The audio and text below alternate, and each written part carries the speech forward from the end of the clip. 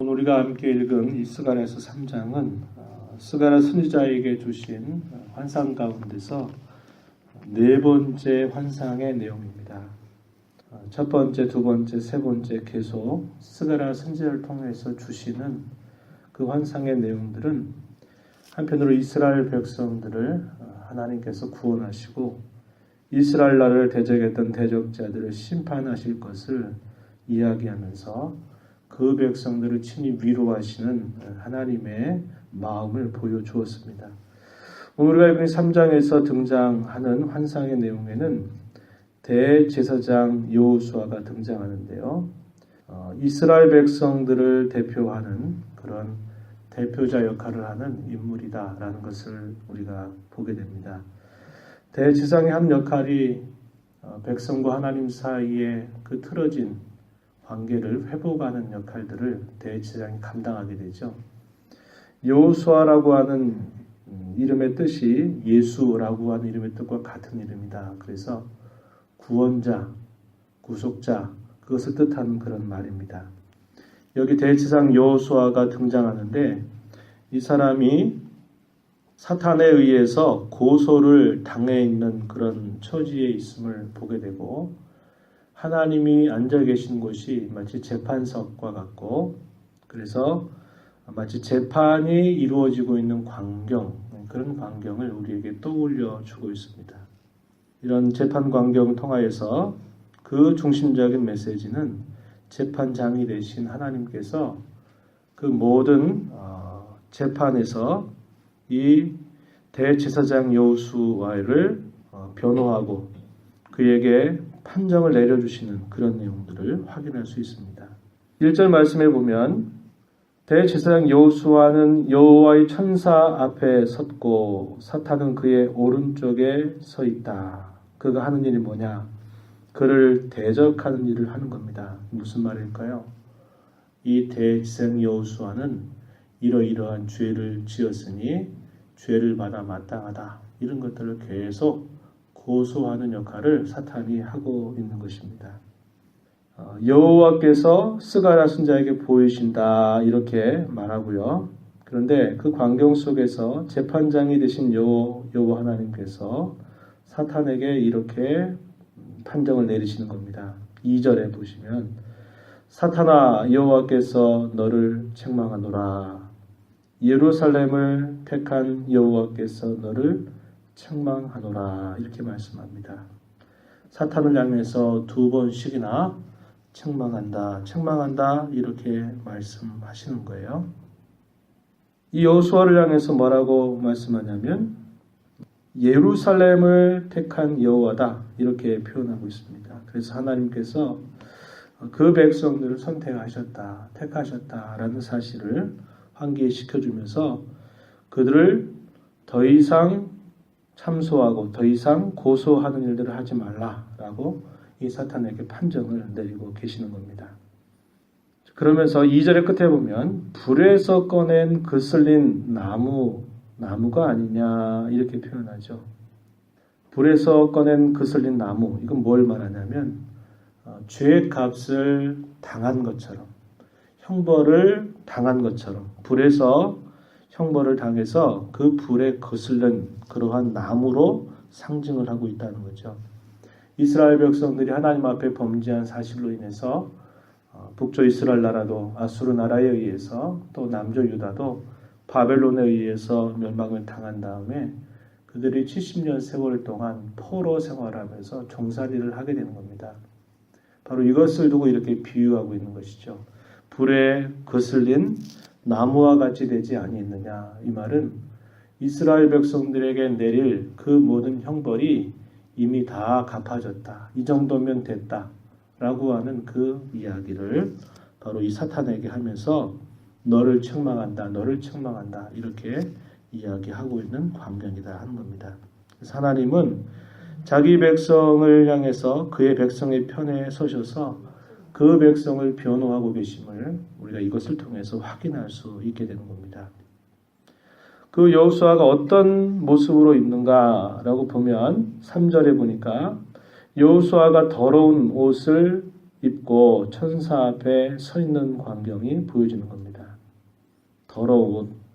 제사장으로서 그가 입는 옷은 하얀 세마포 옷에 원래 입게 되죠. 거기다가 청색 옷을 또 입고 그 위에다가 에봇을 그 앞에 쓰고 그가 백성 가운데 왕래하면서 제사장 역할을 감당하는 인물이 대제사장인데 그가 입은 옷이 더러워졌다라고 표현하는 겁니다. 이것은 죄악 가운데 빠져서 그 죄로 인해서 더러워져 있는 그들의 모습을 이걸 통해서 상징해 주고 있는 것이죠. 여호와께서 4절에 보니까 자기 앞에 선 사람들에게 명령하기를 그 더러운 옷을 벗기라 이렇게 말씀하는 겁니다. 왜 그러한가? 내가 내 죄악을 제거하여 버렸으니 이제는 그 더러운 옷을 벗어버리고 아름다운 옷을 입힐 것이다. 이렇게 하시는 음성을 듣는 겁니다. 뭘까요? 모든 죄를 다 제거했다. 죄값을 치렀다. 사죄, 죄를 용서하시는 하나님의 행위를 이야기하고 있고 반면에 아름다운 옷을 입힌다라는 것은 무슨 말일까요? 그가 이제 의롭게 되었다. 깨끗하게 되었다라는 사실을 이야기하고 있는 겁니다. 모든 죄값이 다 치러졌고 이제 깨끗해졌으니 더러운 옷을 제하여 버리고 아름다운 옷을 그에게 입혀라 하시는 그런 말씀을 주고 있는 것입니다. 이것을 지켜보고 있는 이스가랴 선지자가 이렇게 이야기하는 거죠. 정결한 관을 그의 머리에 씌우소서 이렇게 이야기하는 겁니다. 5절 상반에 보면 대제사장이 자신의 직분을 감당할 때 이 머리 위에 관을 썼죠. 여호와께 성결이라고 하는 이 관을 쓰고서 그가 그 직분을 수행하고 있는 거죠. 이제 그가 더러운 옷을 벗고 아름다운 옷을 그가 입게 되었으니 그에게 관을 씌워서 그로 하여금 뭐 하라는 겁니까? 제사장의 직분을 잘 감당할 수 있게 해달라라고 요청을 드리는 것입니다. 그랬더니 이제 그런 모습으로 회복되고 있는 광경을 볼 수 있게 되는 겁니다. 계속해서 쭉 보시면요. 7절 말씀에서는 이렇게 여호와의 천사가 여호수아에게 이렇게 증언하기를 만군의 여호와의 말씀에 내가 만일 내 도를 행하며 내 규례를 지키면 내가 내 집을 다스릴 것이요 내 뜰을 지킬 것이며 내가 또 너로 여기 섰는 자들 가운데 왕래하게 하리라. 내 집, 성전을 의미하는 것이죠. 내 집을 다스릴 것이다. 성전의 뜰을 네가 지킬 것이다. 내가 또 너로 여기 섰는 자들 가운데 왕래하게 할 것이다. 제사장의 직분을 온전히 회복해서 감당하게 될 그런 모습을 표현해 주고 있는 겁니다. 이러한 일들이 어떻게 해서 가능해질 것인가? 8절 뒤에 가서 보면 이들은 예표의 사람들이라 내가 내 종 싹 옛날에는 순이라고 표현했어요. 내 종 싹을 나게 할 것이다. 9절 계속해서 보면 내가 너 여호수아 앞에 세운 돌을 보라. 한 돌에 7 눈이 있다. 계속해서 보면 내가 거기에 새길 것을 새기며 이 땅의 죄악을 하루에 제거하리라. 여기 9절 가서 이야기하는 것은 장차 오실 메시아에 관한 그런 예언을 주고 있는 것입니다.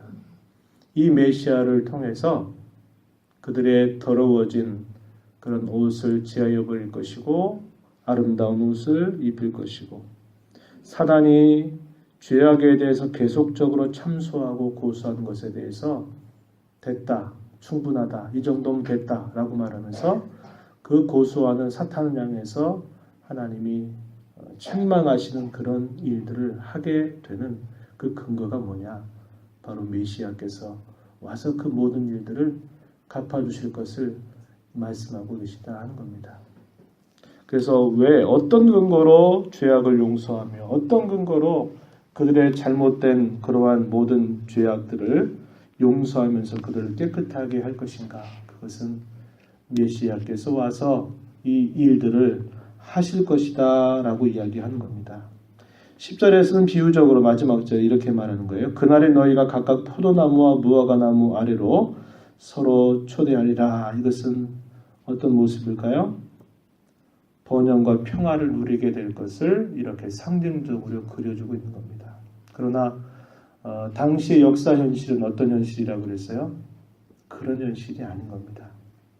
성전을 건축하려고 큰 마음으로 벅찬 가슴으로 고향 땅에 돌아와서 성전을 건축하려고 애를 썼는데 대적자들의 방해 그리고 처음에 하고자 했던 그런 의지들이 이런저런 환경의 어려움들을 만나면서 그대로 방치해버린 지 15년이라고 하는 시간이 흘러버리고 있는 겁니다. 그래서 예루살렘은 성전도 아직 재건되지 못하고 있는 상태였고 그들이 살고 있는 예루살렘의 이 성벽을 쌓는 일도 시작조차 하지 못하고 있는 그런 상황이었다라는 것을 우리가 보게 되는 겁니다. 그런 역사 현실을 넘어서 하나님은 스가랴 선지자를 통해서 그 백성들에게 하나님이 어떤 일들을 행하실 것인가를 환상을 통해서 보여주면서 그 역사 현실 속에 감당해야 될 일들이 무엇인가를 일깨워 주고 있는 것을 우리가 확인할 수 있다는 겁니다. 이스라엘 나라는 그들이 애굽에서부터 건짐을 받고 난 다음에 하나님이 그들의 신분에 대해서 뭐라고 말하죠? 내가 너희를 제사장의 나라가 되게 하겠다. 거룩한 나라가 되게 하겠다. 열국 가운데서 세상의 모든 나라 가운데서 거룩한 나라, 제사장 나라로 삼겠다라고 이렇게 말하면서 하나님이 이스라엘 백성들과 시내산에서 언약을 세우면서 나는 너희 하나님이 되고 너희는 나의 백성이 될 것이다 라는 그런 언약을 바로 그런 말씀과 더불어서 세우게 되는 겁니다. 그래서 이스라엘 백성들의 역할은 그들이 제사장 나라, 거룩한 나라로 잘 서서 열국을 향해서 제사장과 같은 그런 역할들을 감당할 것을 그들의 본분으로 받았던 것이에요. 그런데 역사 속에서 그들이 이러한 일들을 제대로 감당하지 못하게 된 것입니다. 그럼에도 불구하고 하나님은 그들을 다시 회복시킬 것이다 이렇게 이야기하고 계신 것이죠.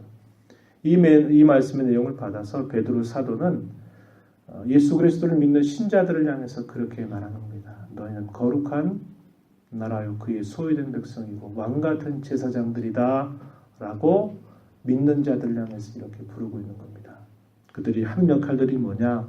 세상을 살면서 제사장과 같은 역할들을 감당해야 된다. 하나님과 원수지간으로 살고 있는 수많은 사람들 그 사이에서 하나님과 그 원수된 관계를 화해시키고 그들로 하여금 그들도 하나님의 백성이 돼서 하나님을 섬기고 하나님을 영화롭게 하는 삶을 살아가도록 그런 역할들을 믿는 신자들에게 부여하신 것을 일깨워 주면서 너희가 왕같은 제사장들이다. 거룩한 나라다. 그렇게 말씀하고 있습니다. 이게 어떻게 가능해진 겁니까? 예수님께서 십자가에서 고난받아 온전하게 죽어주신 그분의 대속으로 말미암아 우리의 모든 죄값이 온전하게 다 갚아져 버리게 하셨고 우리를 거듭나게 하셨다는 겁니다. 의롭게 하셨고 정결하게 하신 그 은혜를 통해서 우리를 왕같은 제사장으로 삼으셨다는 것을 우리는 기억하는 것이죠. 오늘 또 주님 앞에서 이 하루를 시작하면서 여러분의 신분을 기억하십시오. 나는 거룩한 나라, 나는 하나님의 소유된 백성, 나는 왕같은 제사장이다 라는 이런 거룩한 신분을 여러분들이 인식하면서 가정에서 일터에서 하나님을 섬기고 믿지 않는 자들에게 좋은 그런 복음의 표본으로 여러분이 허락하신 이 하루를 살아가시기를 진심으로 축복합니다. 하나님 아버지 감사드립니다. 오늘도 저희들 주님 일깨워 주셔서 주 앞에 나와서 함께 찬송드리고 말씀을 함께 듣게 하시고 또 기도함으로 이 하루 주님과 더불어 시작할 수 있도록 하심을 감사합니다. 죄악으로 인해서 더럽혀진 옷을 입었고 또 그것으로 스스로 어떻게 할 수 없는 그 백성들을 향하여 하나님이 의의 재판장이 되셔서 대속의 공로를 통해서 그들의 모든 죄값을 다 치르겠다고 그들을 의롭게 하겠다고 그들로 하여금 그들이 주어진 신분을 회복시켜서 그 신분에 걸맞는 삶을 살아가고 그 사명을 감당하며 살게 하시려는 하나님의 귀한 말씀을 보여주셨습니다. 이 땅을 살아가는 저희들에게도 이러한 귀한 은혜를 베풀어 주셔서 예수 그리스도의 대속으로 말미암아 우리의 모든 죄의 값들을 다 치러주시고 우리를 하나님 앞에 의로운 백성 삼으셔서 하나님의 소유가 되게 하시고 거룩한 나라가 되게 하시고 왕같은 세상으로 저희들의 신분을 바꿔주셨사오니 저희들로 하여금 하나님의 아름다운 덕을 선전하며 살게 하시려고 하시는 주님의 뜻을 기억해서 오늘도 하나님을 성실함으로 섬기게 하시고 믿지 않는 많은 사람들에게 우리 예수님의 귀한 복음을 저희들의 입술을 통해 저희들의 삶을 통해서 드러내는 복된 삶이 되도록 도와주시옵소서. 은혜의 보좌 앞에 나와서 간구하는 모든 심령들에게 풍성한 은혜를 더해주시기를 원하옵고 예수님 이름으로 기도하옵나이다. 아멘.